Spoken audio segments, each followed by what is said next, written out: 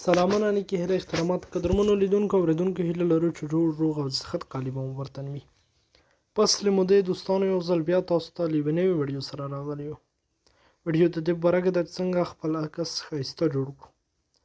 دوستانو راځو ویډیو نه ځنډوو، ویډیو پیل کوو. مخکې له دې چې ویډیو پیل کړو که چېرته مو زموږ یوټیوب نه وي سبسکرایب نو زموږ د یوټیوب چینل در سره سبسکرایب کړئ، څنګه د بیل نښان ورسره ووهئ تر څو زموږ هره نوې ویډیو تر ټولو دمخه تاسو ته در ورسیږي. راځو دوستانو په ویډیو پیل کوو. دوستانو تاسو به په لومړي سر کې دغه پروګرام ته ضرورت لرئ، دغه به راښکته کوئ تر څو د عکس نه بیکګراوند پاک کړئ، او که بیا چېرته سپین بیکګراوند عکس در سره و هغه بیا لا ښه ده، او ورپسې بیا دغه پکسل اپ پروګرام نه په ګټه اخیستنه او د دې پروګرام نه په ګټه اخیستنې تاسو کولی شئ چې ښایسته عکس ډیزاین کړئ. نو راځو دوستانو په عکس پیل کوو. لومړی به تاسو راشئ ګیلرۍ ته. ګیلرۍ کې به تاسو لومړی هر عکس چې راخلی همغه عکس به راخلی او هغه به بیا صفحه کړئ. مثلا زه دلته راځم د پکسل اپ دپاره، یعنې د جوړولو لپاره دغه یو عکس راخلم. کله مې چې دغه راواخیسته دلته راځم په نوموړي پروګرام باندې کلیک کوم. دغه پروګرام تاسو کولی شئ چې زما د ټلیګرام چینل څخه یې پیدا کړئ. تاسو به دغه خلاص کړئ. کله مو دغه خلاص کړ دلته به عکس ته سایز انتخاب کړئ، هر څو سایز مو چې ورته انتخابولو، مثلا دا مې انتخاب کړ، دلته دا راخلم. د هغې وروسته به تاسو بیا همدغه پروګرام ته راځئ. کله چې دلته راغلی په دغه پروګرام کې به بیا په دغه ځای باندې کلیک کوئ. کله مو چې په دې ځای باندې کلیک وکړو اوس به تصویر راواخلئ. را به شئ تاسو به تصویر راواخلئ. مثلا ما دا تصویر راواخیسته، زه اوس راځم دلته.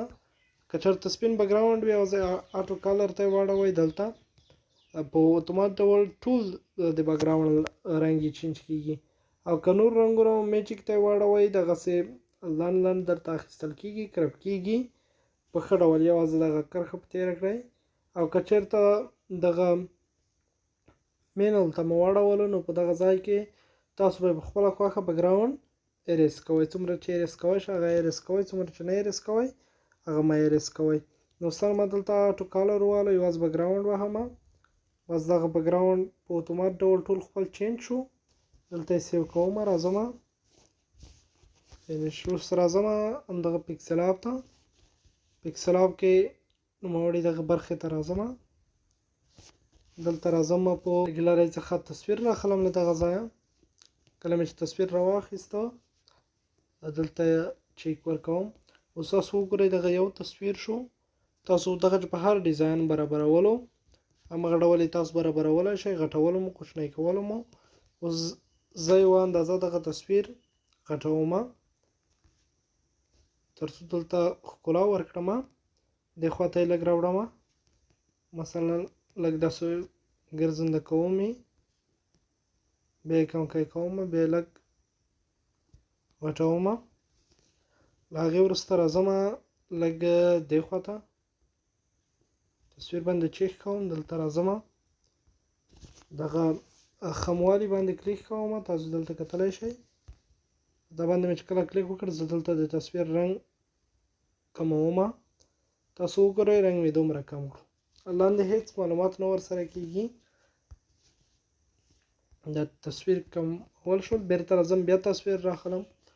کله مې چې تصویر راواخیستو نو دوهم ځل دپاره تصویر لږ غټ برابروم، دلته یې جوړوم.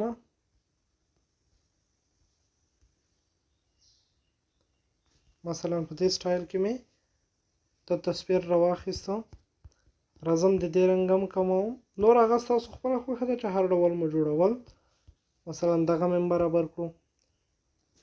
اوس راځم که همدغه تصویر غواړم، یعنې همدغه تصویر پرنټ کوم یا برابروم، همدغه تصویر هم برابرولی شم، او بیا غواړم بل تصویر دلته راواخلم، بل تصویر هم راخیستلی شم. نو دلته چې ستاسو زړه هر تصویر غواړي همغه تصویر رااخیستلی شئ، کولی شئ. نو دغه تاسو پرنټ کولی شئ، دلته یې برابرولی شئ. هر څومره ښایسته بیکګراوند مو چې ورته پیدا کولو، یا همداشان په همدې ډول تاسو کومه پرده څه جوړوله، نو تاسو په دغه نوموړي پروګرام کې کولی شئ چې هر څومره ښایست سره جوړوئ همغه ښایست ورکړئ، او هر څومره سټایل چې ورکوئ نو نو هغه نور ستاسو په سټایل پورې تعلق لري، تړاو لري، تاسو چې هر ډول جوړوله. نو دوستانو همدغه د تصویر د جوړولو په باره کې ویډیو هیله لرم چې د خوښې وړ مو ګرځېدلې وي. تر بله ویډیو مو په خدای سپارم. الله په امان، ښې چارې.